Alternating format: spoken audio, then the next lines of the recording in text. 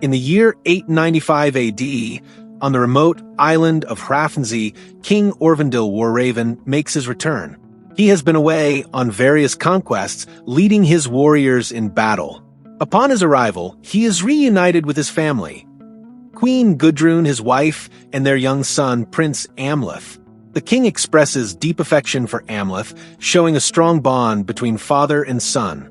This scene establishes the royal family and their initial peaceful existence before the coming conflict. To prepare Amleth for his future responsibilities as a ruler and warrior, King Orvandil and Amleth participate in a sacred spiritual ceremony. This ritual is overseen by Hymir, the king's jester, who also serves as a spiritual guide. During this solemn event, King Orvandil makes Amleth swear a powerful oath to seek vengeance should his father ever be attacked and killed.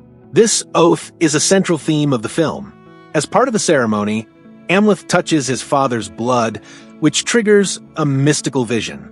In this vision, Amleth sees the Tree of Kings, a symbolic representation of his royal lineage and destiny. This moment solidifies Amleth's commitment to his family and his future path of revenge. The tranquility of the island is shattered the following morning. Fjalnir, King Orvandil's half-brother, carries out a brutal act, murdering the king. Following this assassination, Fjalnir's men raid the hill fort, the royal stronghold, and forcibly take Queen Gudrun. Fjalnir then dispatches his foreman, Finnr, with orders to kill young Amleth, ensuring no witnesses or heirs remain. However, Amleth, demonstrating his early warrior instincts, manages to cut off Finnr's nose during the struggle. He then makes a desperate escape by boat, fleeing the island. As he departs, Amleth shouts a solemn vow to avenge his father's death. Finnr, now disfigured and known as the Nose Stub, reports back to Fjalnir, falsely claiming that Amleth is dead and has been buried at sea. This deception sets the stage for Amleth's long journey of revenge. Many years pass. Amleth is now an adult, living as a fierce berserker with a band of Vikings in the land of Rus. These warriors adhere to a primal belief, considering themselves to be part human and part wolf, embodying the ferocity of both. Their lives are governed by this wild philosophy. The scene depicts an attack in Gardariki, where the Vikings engage in brutal acts, including burning many villagers alive in a hut. After this violent raid, Amleth encounters a mysterious seeress within the Temple of Svedivit. The seeress delivers a prophecy to Amleth, foretelling that he will soon achieve his long-awaited revenge on Fjalnir. She reveals specific details. Amleth will travel to an island where he will confront and kill Fjalnir on a burning lake. She also informs him that he will need to find a magic sword to succeed in defeating Fjalnir. Furthermore, the seeress states that Amleth's destiny is intertwined with a maiden king, hinting at a future connection that will influence his path. Amleth receives crucial information. Fjalnir, his uncle, was overthrown by Harald of Norway and now lives in exile in Iceland. Harald, the new ruler, allows Fjalnir to receive a quota of slaves each year to work on his farm, from which Fjalnir pays his taxes. Throughout his journey, Amleth is guided by ravens, which he interprets as the spiritual presence of his deceased father. Driven by his quest for vengeance, Amleth disguises himself as a slave. He then boards a ship that is bound for Iceland and, specifically, Fjalnir's farm. On board the vessel, he encounters Olga, a Slavic woman. Olga introduces herself as a sorceress originating from the birch forest, suggesting she possesses mystical abilities. This encounter marks the beginning of their intertwined fates.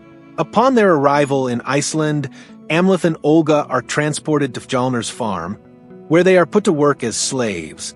Amleth begins to gather intelligence, observing his surroundings closely. He makes a significant discovery. His mother, Queen Gudrun, is alive and has married Fjalnir. She has also given birth to a son named Gunnar, who is Amleth's half-brother. Additionally, Amleth learns that Thor the Proud, Fjalnir's elder son, is his cousin. Amleth meticulously carries out his tasks on the farm while secretly spying on Fjalnir's household. He manages to gain access to Fjolnir's house, where he observes Gudrun living what appears to be a peaceful life, a stark contrast to the suffering he has endured. One night, Amleth encounters a mysterious magician.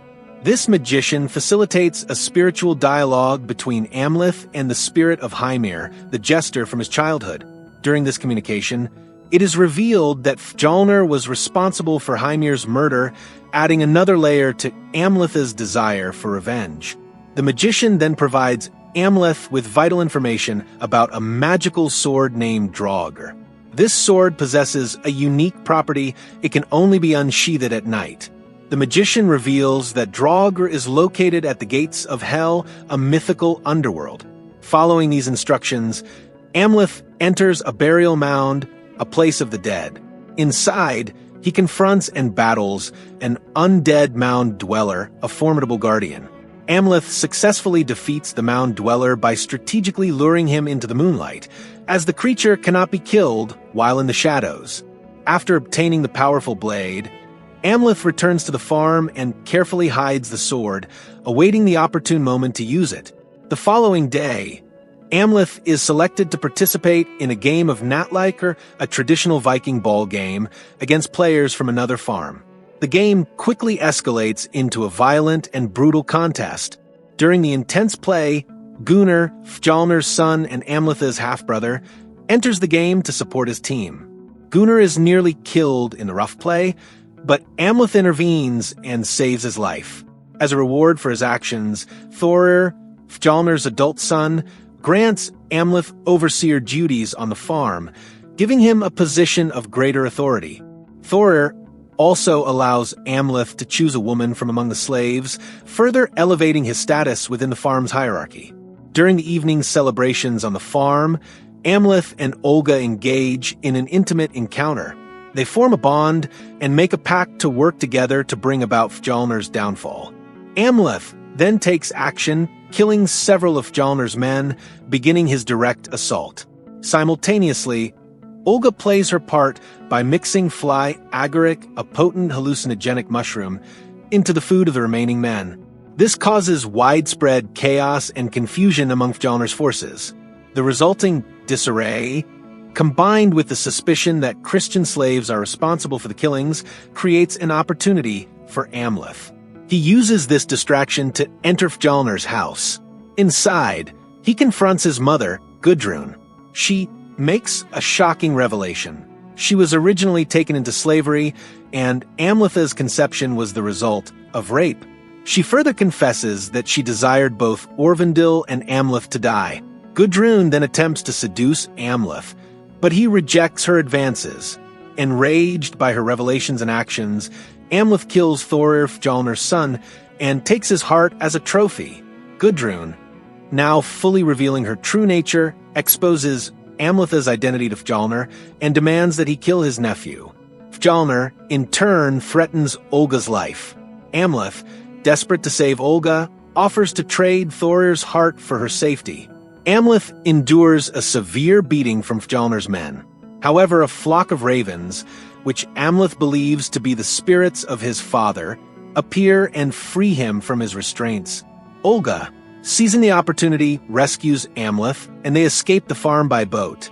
While on the boat, Amleth experiences a vision. In this vision, he discovers that Olga is pregnant with twins, and one of them is destined to become the Maiden King as prophesied by the seeress.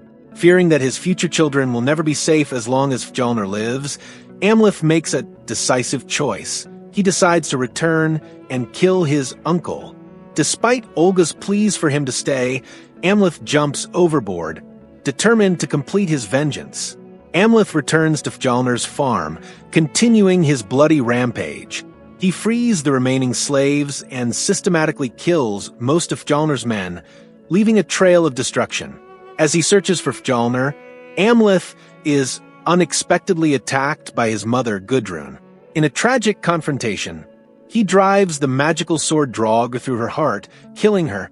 Immediately after, Gunnar, Amleth's half-brother, attacks him, stabbing him repeatedly in the back.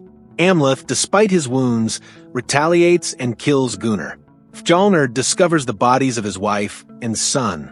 Devastated, he challenges Amleth to a final duel, a holmgang at the gates of Hell, which is identified as the crater of the volcano Hekla.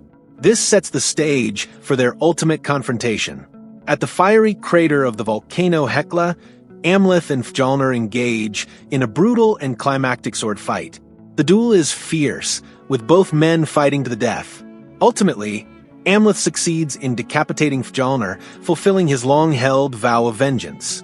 However, Amleth himself is fatally wounded during the intense battle. As he lies dying, Amleth experiences a final vision. In this vision, he sees Olga embracing their twin children, a glimpse of the future he will not be part of. Following this vision, a Valkyrie, a mythical female figure who guides fallen warriors to the afterlife, appears. The Valkyrie carries Amleth through the gates of Valhall, the Hall of Slain Warriors in Norse mythology, signifying his heroic death and entry into the afterlife. This is how the movie ends. Thanks for watching. Hope you liked the recap.